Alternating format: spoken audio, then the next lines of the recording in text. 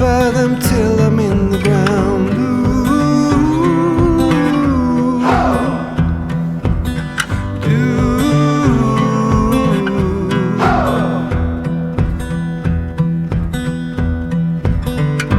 Resting on the myth of old,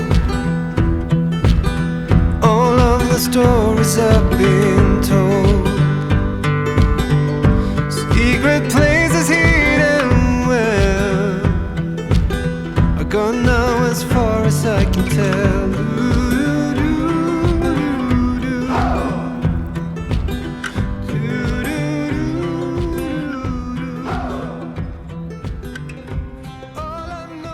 Hello my lovely people.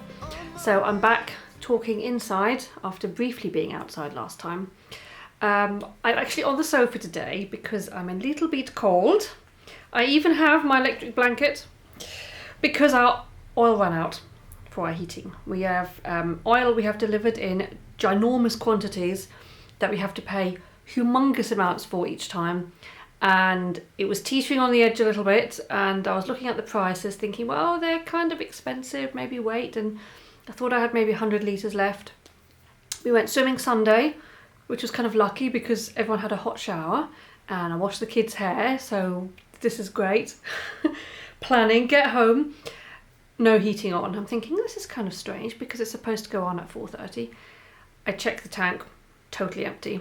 I try and turn the heating on, nothing happens. Water, cold. I'm like, oh gosh, okay, fine. I'll order it. It's not normally instant unless you pay a premium. So I thought that's fine. We can do without hot water for a week or so. And heating, even though it's still winter. So I order it. I find a place that we can order it. Sunday night, it's a little bit pricey because of what's happening in the Middle East, but you know, it was kind of okay. And then literally within a couple of hours of ordering it, my husband's watching the news saying, oh, Iran's just bombed a couple of oil tankers. That's going to be great for our oil prices and petrol prices. Monday morning, what do I get? A cancellation of my order. Sorry, we cannot fulfill your oil order due to the current conditions in the Middle East. And I went, okay, so what does this mean? So I kind of left that open, waited a bit, found another supplier who could then deliver by mid-April or something. It's now beginning of March, right? It was the 1st of March. 2nd, I ordered that one. And it was like a 6-week window. I thought, well, fine, still better than nothing. Order it at a much higher price as well, but still, you've got to have some hot water and some heating, especially with kids. At least they're not babies. So we order it, and I wanted to pay over 12 months because it's really quite expensive, a 1,500 litre only 1,000 litres I ordered anyway. But when you're paying, you know, up to 120 euros per 100 litres, you're talking 1,400 euros up front. So it had this option of pay monthly. I went, great, let's do that. He then calls me the next day saying, actually the other guy calls me from the first company, went, oh, hi there, we actually can fulfill your order now. We did look at everything. We kind of panicked a bit and cancelled everything. And I went, yeah, but I've ordered somewhere else. And when you order oil, it's legally binding. You cannot cancel it. And he went, okay, well, that's fine. Just, you know, call me back if you need it. The other guy then calls me a couple of hours later. This is great because I answered every call. I often screen my calls and go, oh, I don't know, and ignore it. So I was really good. Tuesday was a good phone answering day for me. I answered it. He goes, yep, this is the deal. You have to pay 40% up front and the rest can be on a monthly basis. And I went, yeah, that's not happening. And he went, okay, that's fine. Well, tell you what, we can just cancel your order and you can do it next time. I went, okay, great, fine. Call the other guy back, hoping I'm still within the window. And he goes, yep, I remember you. And no problem, order is fulfilled and we will deliver it by the 18th of March, which is 2 weeks. And it's now day 4 of no heating and no hot water, and I'm kind of done. I had a cold shower this morning. Oh my gosh, and it's so freezing because our water comes from the mountains, plus obviously it's quite cold. It's kind of teetering around freezing at night still. We have a little bit of gentle frost, and the water in our pipes is so cold, so cold. But today I was like, I need to have a shower. I skipped one yesterday. I normally shower every day. Day before that I went to the gym, had a hot shower.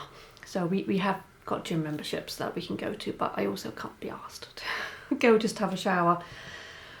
So yeah, today was Wim Hof, and my hair's a bit of a disaster because I didn't wash it. I'll have to do that tonight maybe. I don't know, hot water bucket or something. But I feel like, well, at least we're getting it, and the prices have stabilised a bit. They're still quite high. But ultimately, this is a very small thing in the bigger picture of the world and politics. I don't really follow politics much. I've said this before. Part of my mental ability to zone out a bit is basically not following the news all the time. My life does not improve if I watch the news. When Brexit happened and Trump came into power that same year, I started almost spiralling because I couldn't handle the news. I used to listen to Radio 4 every morning and lunchtime quite often, which is a BBC News channel in the UK.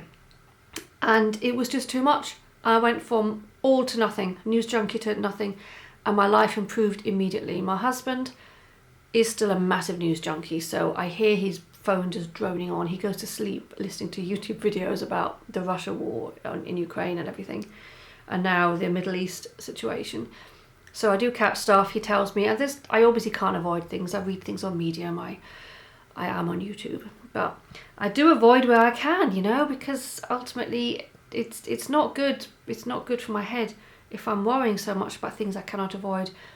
But again, it's important that we know what's going on, because if your oil prices go up or your oil order is suddenly cancelled, you kind of want to know why that's happening. So small things can happen from big things. We are all affected. Everyone is affected by everything that happens.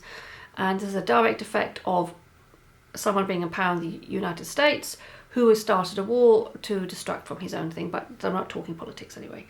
I don't want to do that on this channel because enough people are talking about that for me to add my 5 cents worth. It's irrelevant. So yes, no heating, no hot water, but we do have an oven and an air fryer. My husband cooked something yesterday at the air fryer, and then we sat down to eat. He puts it in the middle of the table as it's still hot, going, "This is our little heater in the kitchen." This feels like, he said, in the 70s when he grew up, this kind of thing they used to do when they bought a house which had no central heating or even electricity, had oil lamps still. It was an old pottery works up in north of England, and they lived in a caravan for a year while they put central heating in and everything else. And it was just like suddenly memories flashing back to this time. My mum grew up with no central heating. She was born in December, just before Christmas, a twin. And my grandmother she already had a 9-year-old daughter, pre-war, post-war kids, and she had to basically have these 2 newborns and get through the winter with no heating, only only coal fires in the living room, the front room, and both 3 bedrooms they had. It was a 3-bedroom Victorian house. And it was crazy if you think of that. And they only had cloth nappies, which she had to wash by hand every night. Well, I think my granddad did. He'd come home from his factory job, hand wash their nappies. They'd hang them to dry overnight by the fire so they'd be dry in the morning so she could put them on, the 2 girls. Crazy that we think of those things to be really long time ago, because they're not. They're in my mum's lifetime.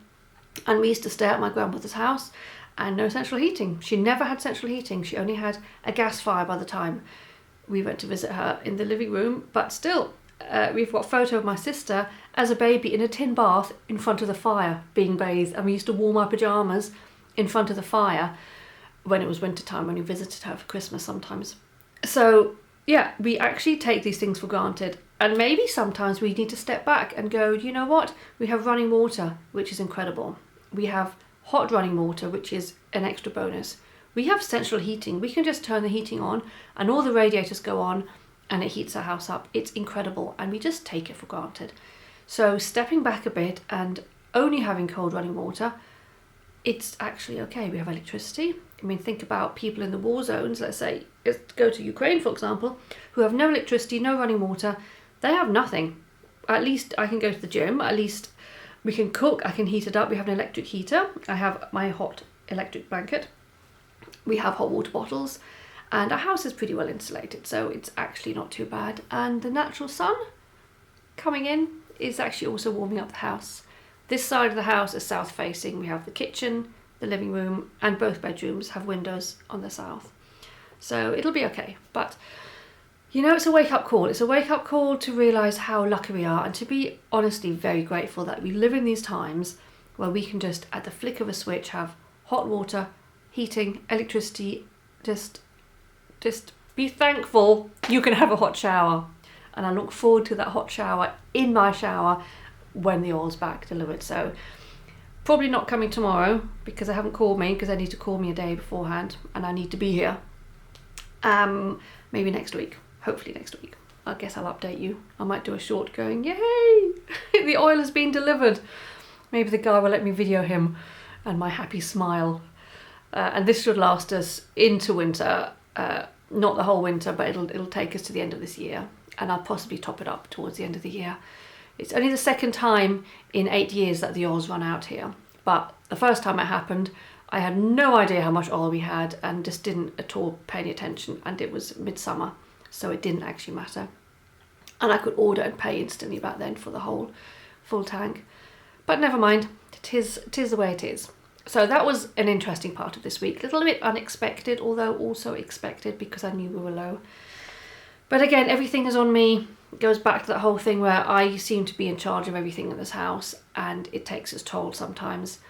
Working full time, doing a lot for the kids, doing pretty much most of the laundry, keeping on top of the bills, not keeping on top of the bills. And my husband does do a lot of the cleaning now. We haven't had a cleaner for about 5 years now. He does a lot.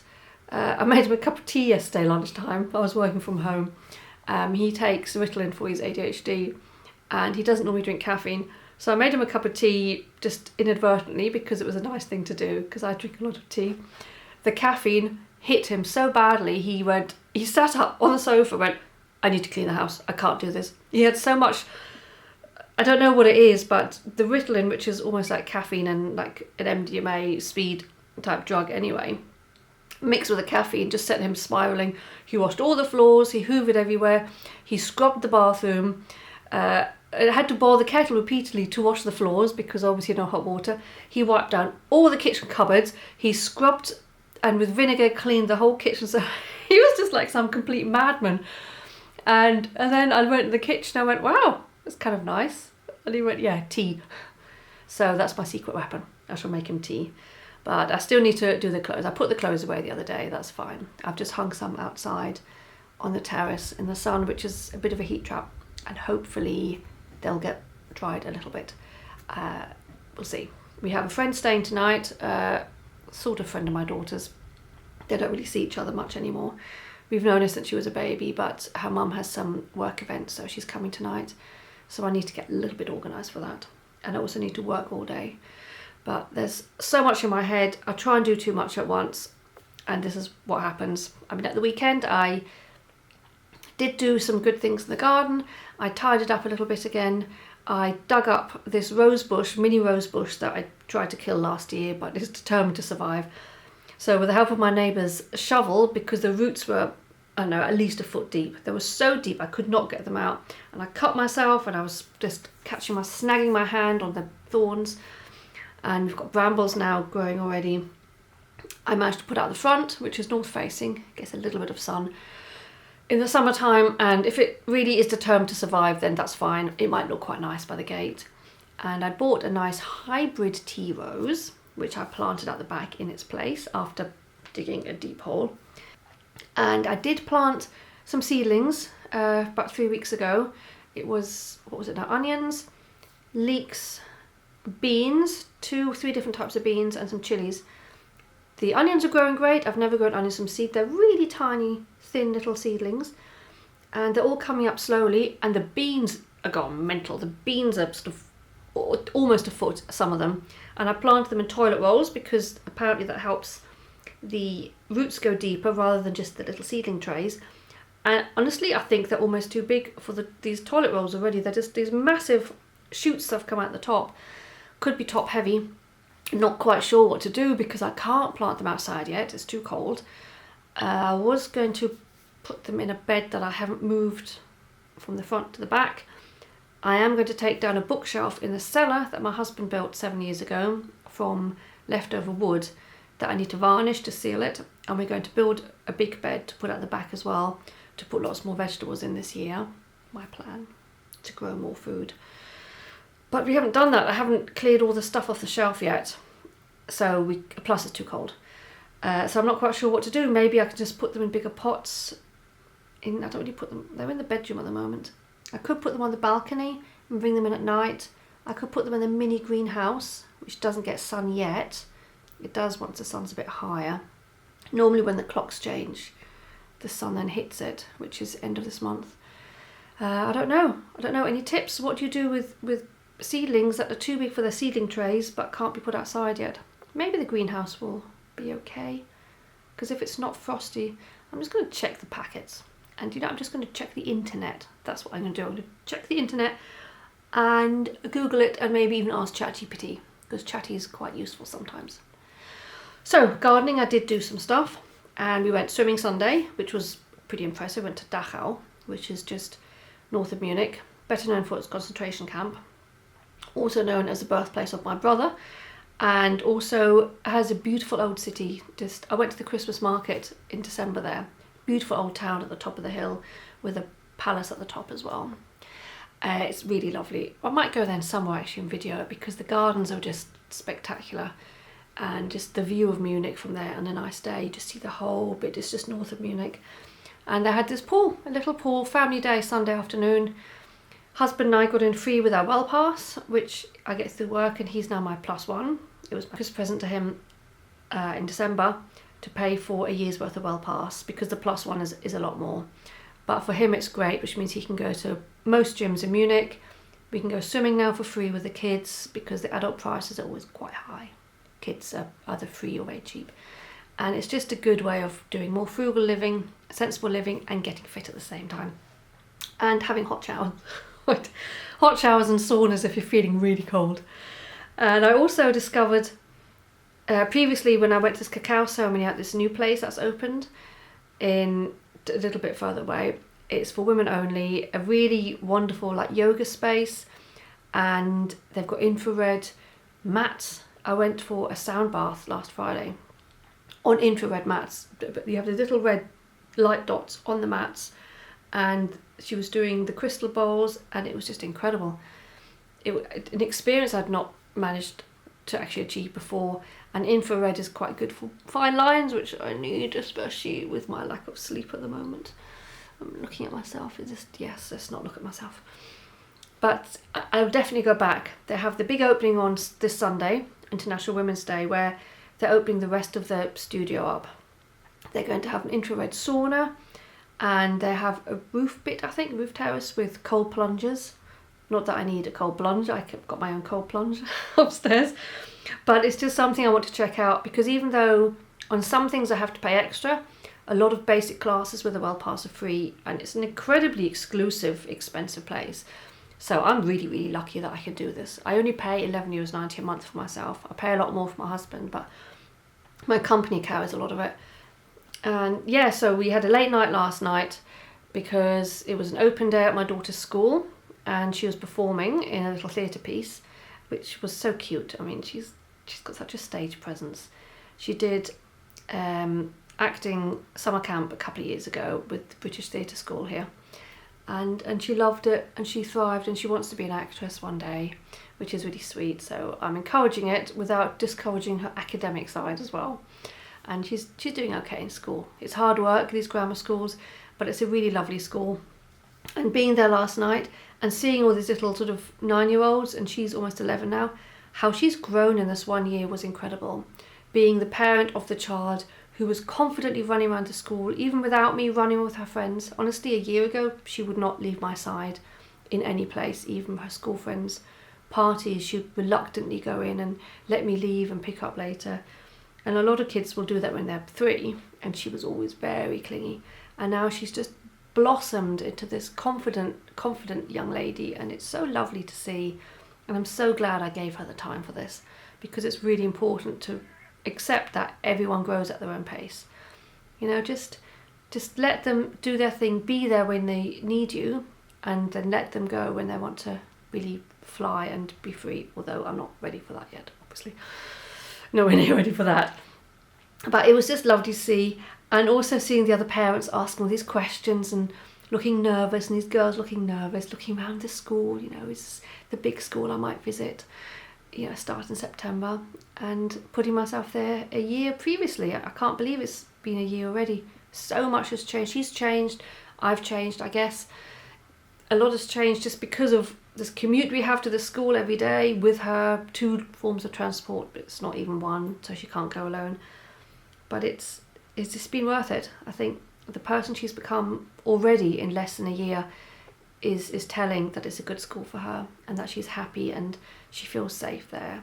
So it's just wonderful, and she was so cute last night. But we got home late, after 8 o'clock, didn't eat then until we got back, and they went to bed after 9, which was just a disaster. So with her friend coming tonight, hopefully I can get them to bed early. So yes. And yes, and with my whole crazy week, my head's just been all over the place. Maybe it was lack of heating or something. But I wanted to order this book for our book club that we may or may not read, but it looked nice, so I thought I'd order it anyway. There's a second-hand website called Midi Mops where you can order second-hand books from here. I've also sold them books to them because I try and avoid Amazon. I'm really bad. We pay for Amazon Prime, we have Alexas, and my husband did work for Amazon for 6 months through COVID, which was hell, pretty much the worst job he's had.